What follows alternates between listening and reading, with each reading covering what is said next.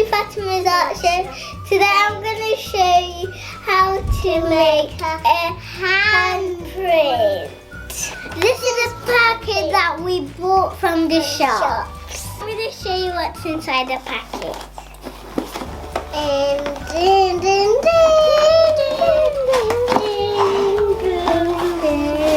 think we need scissors. No, first the hand mold. Mount and some gel. A packet of powdery plaster and some instructions. We are putting in the Vaseline on our hand. Look at my hand! So it's now my turn to take over and mix everything.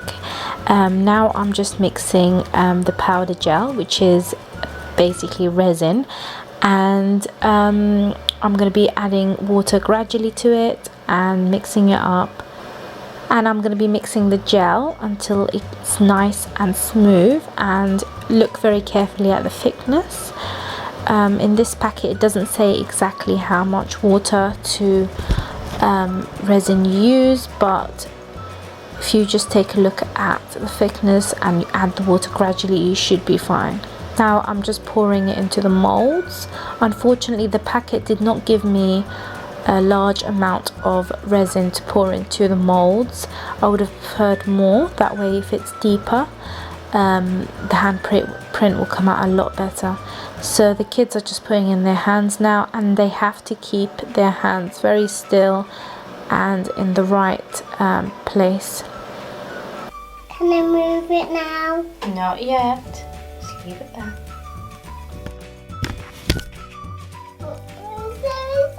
Ooh! Look at my hand! My one is so big. Show me. My one is small.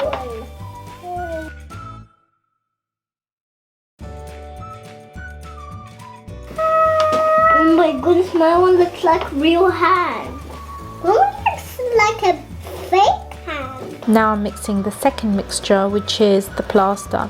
I'm pouring in the powder and doing the same thing. I'm pouring in the water gradually.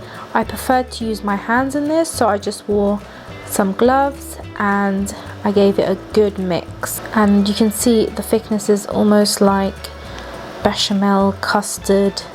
It's lovely and thick, and you have to work really quick. Just like the resin, you have to work very quickly in applying the mixture because it dries very quickly, and you just want to smooth it on the surface and make sure that it's not too lumpy, and like I said, work very quickly.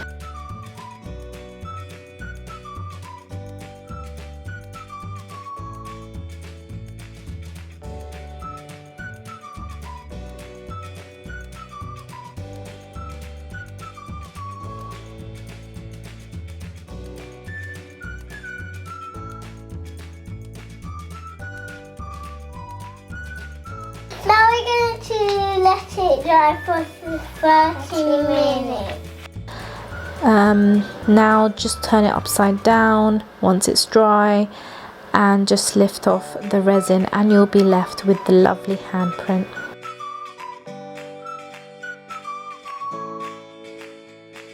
And there you go, you can even see the details of the lines on the hands. There were some air bubbles which I wasn't 100% happy with, but hey, it's just a lovely project to do with kids, and it's a wonderful way to treasure that little memory of their little hands.